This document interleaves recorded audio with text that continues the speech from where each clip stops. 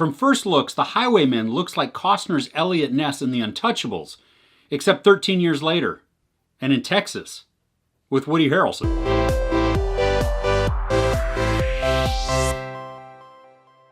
This is the story of Bonnie and Clyde told from a perspective of law enforcement. It's 1934 and the infamous duo has been on a killing spree. So two former Texas Rangers are called out of retirement to do basically what all of the other police agencies can't do, which is capture or kill Bonnie and Clyde. While this may not be 100% accurate, it is based on fact, and so it's a really interesting story to watch. Kevin Costner and Woody Harrelson are Hamer and Galt, respectively, and they're the two former Texas Rangers, and they're hired for one specific job. I mean, they're brought back out of retirement for one thing, and they are salty, they are sarcastic, they're gritty, they're even jaded, and they're hesitant, and not like that reluctant type hero like, oh no, I don't want to do it, that false humility.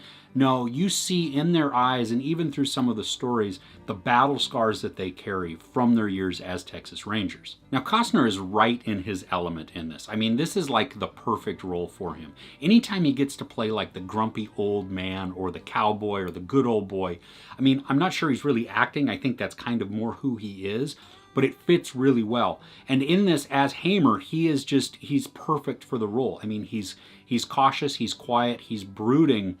But again, like I had said, you see the pain in his eyes and just the, I don't want to do this and I hope I get to come home, because he knows the task before him. Now, Woody Harrelson is great in this too, because he brings some of the sarcasm and the wit to the story. Now, he also brings a lot of the sadness in his eyes, and he is more of the talkative one. And you just get to, we hear more of their backstory through Harrelson, but it's really good. And the two together, they work awesomely. I mean, they are like the odd couple almost, just grumpy together, or grumpy old men. I mean, that's kind of how they are, just not to the level of Lemon and Matthau. But there's still a point, and it's not like comedic or slapstick or anything like that. There's just a little bit of the dry wit or the sarcasm that comes in, and it made me chuckle from time to time, and it broke up some of just the dourness that's permeates throughout the whole film. Personally, I really like the angle that they took with this, that they didn't focus so much on Bonnie and Clyde,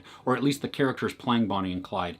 I mean, Bonnie and Clyde obviously are the central bad guys. They're the ones being pursued, but we barely ever see their face. We see some of the walk, we see the cars, the aftermath of their crimes, and even them perpetrating some of the crimes, but very, very little do we see on their face or hear them speak. And so I like that, because what it did is it pushed them away a little bit so that we get to be the spectators watching Harrelson and Costner chase after them. That by putting a distance between them, between us and them, they get to be those strangers, and we can be horrified by what they're doing and not really feel any kind of compassion for them or even sympathy for them, because we don't know a lot about them. The scenery in this film is beautiful. I mean, some of the sweeping wide shots and just the way that they frame a lot of it.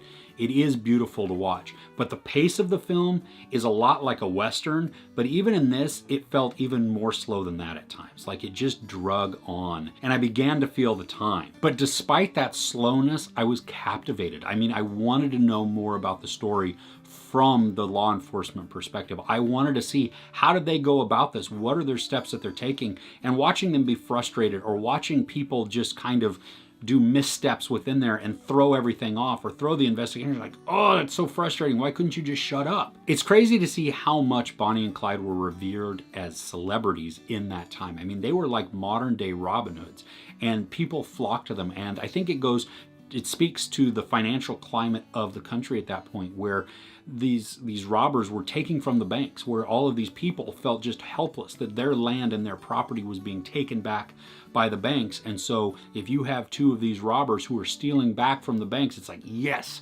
awesome, you know, that's what they deserve. But still, even seeing just the violence that they perpetrated and the way that they killed police officers and other people, it's really shocking to see how they were revered like that, as, you know, just these held up as celebrities, like, oh my gosh, I have to touch you, I have to meet you, I want to shake your hand. And it's like, ooh, you realize these are cold-blooded killers, right? For me, I was a little surprised at the amount of violence, or the type of violence that was shown on this. I mean, I knew that these are violent killers, and so that part of the violence didn't shock me, but it was just, I was surprised at what they showed on the screen because I wasn't expecting it. Typically in a Western, you do get some, you know, some violence there, but it's not always close up. And in this, while not a Western, but plays out like a Western, I mean, there was some really gruesome shots to that. Didn't bother me, just shocked me that I wasn't expecting it. Now, with the pace of the film, it is 2 hours and 12 minutes, so some people are just, I'm not going to invest that much time, especially if I know that it is kind of slow and it drags in points. But if you're into a Western or you're into true crime, I mean, I say give it a watch because the payoff is worth it. The characters are amazing, the acting is great, the scenery is beautiful, and just the way that the story is told is, you know, brand new, fresh perspective, and I loved seeing that. There's no sex or nudity, but there is some profanity and a lot of violence. I give The Highwaymen 4.5 out of 5 couches. What's your favorite Kevin Costner or Woody Harrelson role? I'd love to know in the comments below. If you enjoyed this review, please give it a like. Also, don't forget to share and subscribe. I'm Chris. This is Movies and Munchies. Thanks for couching with me.